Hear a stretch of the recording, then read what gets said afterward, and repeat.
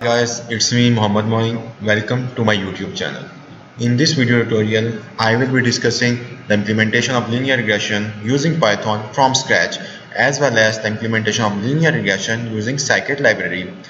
To implement linear regression from scratch, we need to divide our task into some following steps. It becomes easy when you divide your complete task into some steps.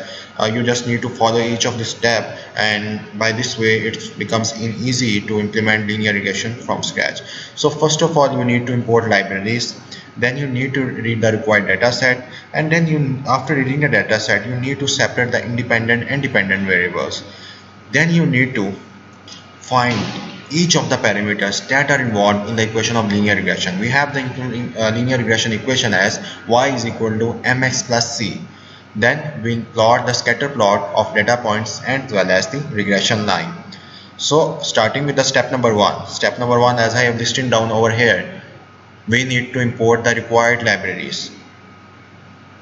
So first of all, I will import the library NumPy, then I will import the library Pandas, and then I will import the library Matplot, lib.pyplot, splt.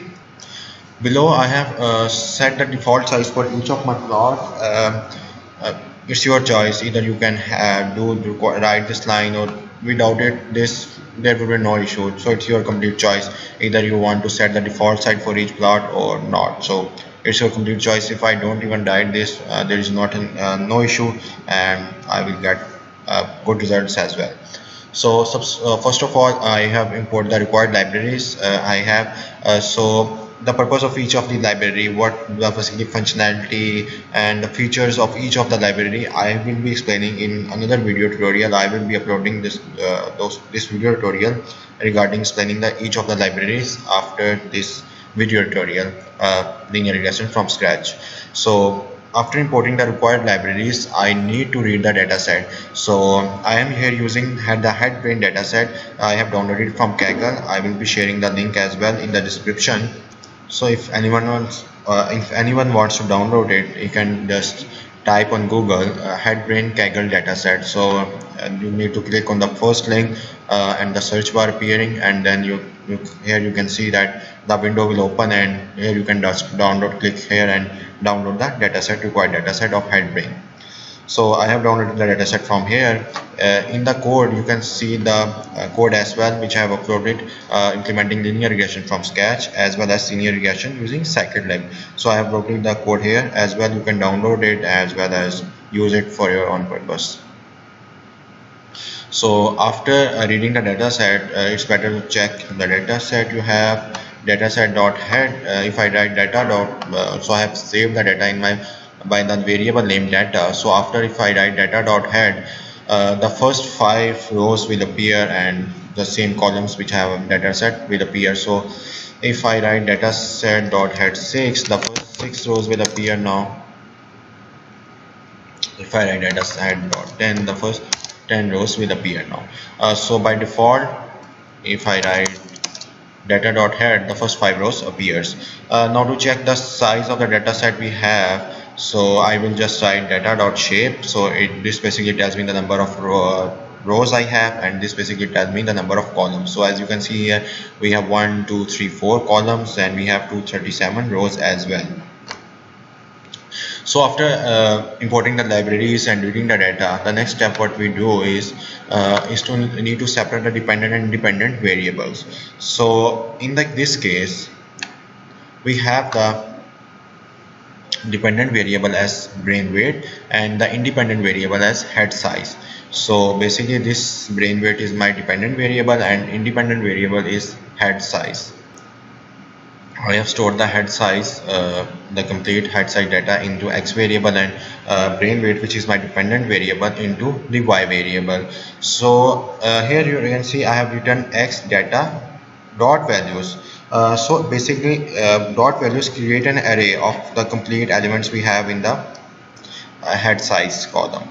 So like here 4 5 1 2 3 7 3 8 4 2 6 1 3 7 7 and 4 1 7 7. It just creates an array of all the elements we have. And similarly y is my dependent variable, so it create an array of the dependent variable if I write dot values. So if I don't write dot values, instead of I just write.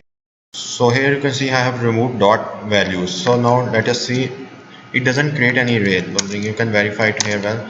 So you can see it doesn't have created any array because I have removed dot values. So if I check now y as well, so here you can see no array has been created. Just print out some the same column here we have. It doesn't create any array. So if I want to create an array, I have to write dot values over here.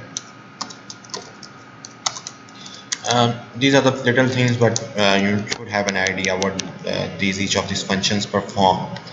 So now moving ahead, I'm just checking the size of the y dot shape y in which I have stored the brain weight in the y variable. So I'm just checking the size of the y variable. So you can also check the size of the x variable. So here, so as next we have to find the mean values. So why we need to find out the mean values, that is important. So as you can see here, this is basically medium.com article on linear regression from scratch. So here you can see we have the slope formula as here. This is the slope formula we have. I'm just circling over here. So here you can see with this we need to find the slope formula, the mean value of x and the mean value of y. Mean value of x means the x basically is our independent variable and y is my dependent variable. So we need to find out the mean values of x and y as it is given in the formula. So this is very important. If you have watched my previous video on linear regression in-depth math institution, it wouldn't be any problem for you to understand, but if you haven't watched it, do watch it. Plus through this way we find through basically to find out the mean values of x and y is necessary, because in the slope formula we need to put the values of mean of x and mean of y. So here I am finding the mean value of x and mean value of y. I am just checking the length of m is equal to length x independent variable. So next I am just basically applying this formula which have here. I am just using this formula to calculate the slope. So here I am basically calculating the slope, as you can see here. So here I'm just calculating the slope and in the next phase I am just calculating the, here this is basically intercept, y intercept, b naught basically y intercept. So here I'm basically calculating the y intercept, like you should write y is equal to mx plus c. So here basically we are calculating the c term. Okay, so I believe that's clear. So here I'm just printing the values of slope as well as the value of y intercept. So in the next point I will be plotting the values and the regression line. So here I have written np.max. What does max function do? Basically it computes the maximum of all the values in a numpy array. And what does the np.minimum functions do? It basically computes two arrays and returns a new array which basically contains the element wise minima. So there, that's why we are using the max and minimum. And in the next step I am using as calculating the line values of x and y. Here I've used x is equal to np.linspace, and here I've just written is equal to y is equal to b naught plus b1 cross x, which is basically the equation for the linear regression I have. And just here I'm just plotting the best fit line, or you can say the regression line. Here you can see I have plotted the best fit line or the regression line, and now I'm plotting the data points which I have in the x and y. So these are basically highlighting, I'm doing a scatter plots of all the data points. In the x and y I have, in the x I have the independent and in the y I have the dependent variable. So you can see here the scatter plot. Basically y is basically contains my dependent variable which is my brain weight, x contain the independent variable which is the head size. So I'm just doing a scatter plot over here, and here I'm just finding the r